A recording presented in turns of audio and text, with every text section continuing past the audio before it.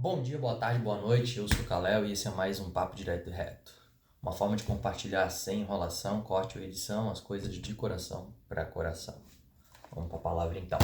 O versículo de hoje é Juízes 6, do 11 ao 14, que fala o seguinte: Então um anjo do Senhor veio e sentou-se sobre o carvalho que estava em Ofrã, que pertencia a Abiesrita, Joás. Seu filho Gideão estava malhando trigo no tanque de espremer uvas, para escondê-los dos midianitas. Então o anjo do Senhor apareceu a Gideão e disse: O Senhor está contigo, homem valente. Gideão lhe respondeu: meu Senhor, se o Senhor está conosco, por que nos aconteceu tudo isso? Onde estão todas as maravilhas que os nossos pais nos contaram, dizendo: Não foi o Senhor que nos tirou da terra do Egito, mas agora o Senhor nos abandonou e nos entregou nas mãos dos midianitas. O Senhor virou-se para ele e lhe disse: Vai nessa tua força e livre Israel das mãos dos midianitas. Não sou eu que estou te enviando? E o tema de hoje é: onde estão as maravilhas que os outros têm nos contado?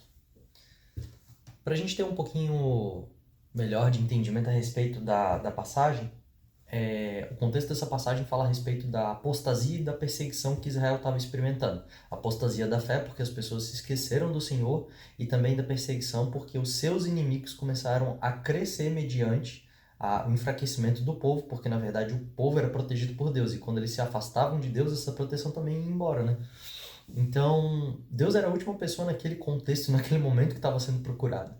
E é incrível que dentro de todas aquelas pessoas que estavam se afastando do Senhor, quando há de fato uma pessoa que está sendo questionada, onde é que está Deus nisso aqui? Ele já larga. Onde é que está Deus nisso aqui? Cara, eu ouvi tanto que Deus pode fazer isso, isso, isso e aquilo. Os meus pais me falaram a respeito dessa e dessa e dessa história.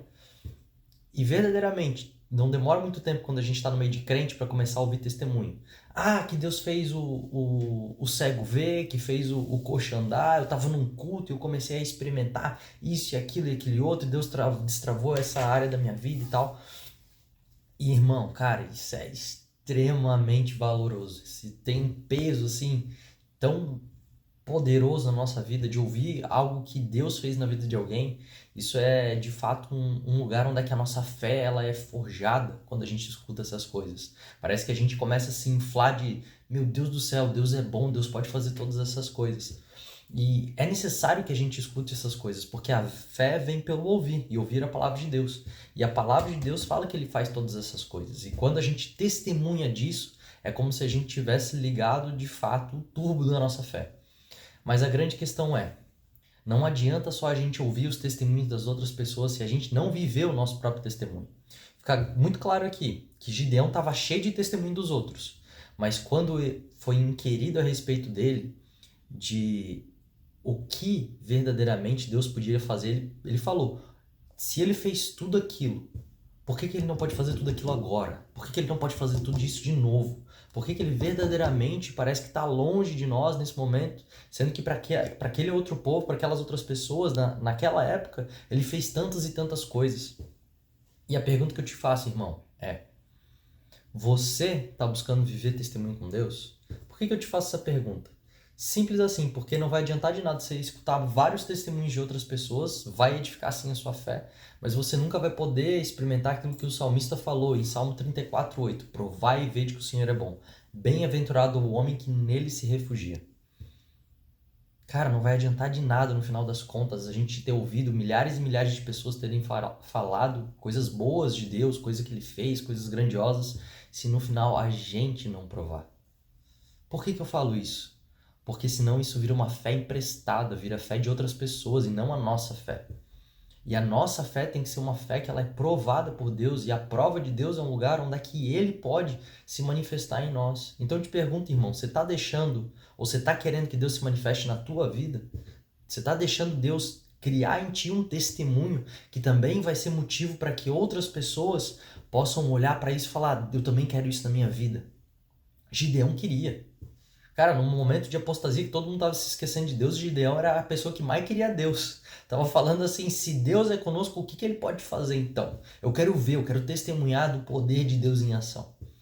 E a pergunta que eu te faço é, você está colecionando testemunho dos outros ou você está verdadeiramente buscando testemunhos diante de Deus? do seu casamento, das suas finanças, do teu trabalho, da tua vida ministerial? Você está colecionando testemunho dos outros ou você verdadeiramente está aguardando e se movimentando para Deus fazer um milagre na tua vida, irmão? E é isso que eu coloco para nós hoje, que a gente possa experimentar que quando estamos em situações onde só Deus pode agir, são situações que a gente tem que esperar dele, que ele possa fazer e criar um testemunho na nossa vida, para que a gente possa apontar para ele e falar, cara, quando você passar por isso aqui, eu sei porque eu já passei. E Deus fez isso. Coisas grandiosas e ocultas, cara. Coisas que às vezes a gente não consegue discernir somente com ouvindo outras pessoas. A gente vai ter que passar e vai falar assim, cara, foi a mesma coisa que fulano. E é nisso que eu te exorto hoje, irmão. Cai dentro. Cai nesse lugar onde é que só Deus pode fazer coisas na sua vida. Independente das coisas que você já passou, agora, hoje, o que ele pode fazer? Senhor Jesus, eu oro, Pai, para que nós possamos acreditar nos testemunhos que foram contados a respeito de Ti. Primeiramente, o Senhor enviou os seus 12 apóstolos, Senhor, sobre a terra para verdadeiramente testemunhar a respeito do Teu poder. Mas hoje nós temos dezenas e dezenas, milhares e milhares de muitos testemunhos que o Senhor está operando hoje, Senhor. Maravilhas, milagres e todas essas coisas. Eu oro em nome de Jesus para que os meus irmãos e eu possamos nos colocar no mesmo lugar de Gideão. Se tem feito isso no passado, se tem feito isso na vida dos outros, por que também não pode ser na minha? Pai, eu oro para que nós possamos colocar o nosso coração e a nossa fé depositada em Ti, para que o Senhor possa criar uma história em nós, para que nós possamos verdadeiramente ser os Teus epistelos, Senhor, ser as Tuas cartas vivas, Deus. Porque verdadeiramente o que o Senhor deseja fazer nesse mundo é revelar a glória de Deus, e a glória de Deus é o Teu Filho, Senhor. Eu oro em nome de Jesus que Cristo possa ser manifestado como aquele que opera nas nossas vidas, para que Ele seja glorificado, Senhor. Eu oro em nome de Jesus que através dos testemunhos que o Senhor pode gerar em nós, Senhor, em todas as áreas da nossa vida, nós venhamos a glorificar o Teu Filho e levantar um louvor e adoração, porque o Senhor é o nosso amparo, o Senhor é o nosso libertador e o Senhor é a nossa salvação. Em nome de Jesus. Amém.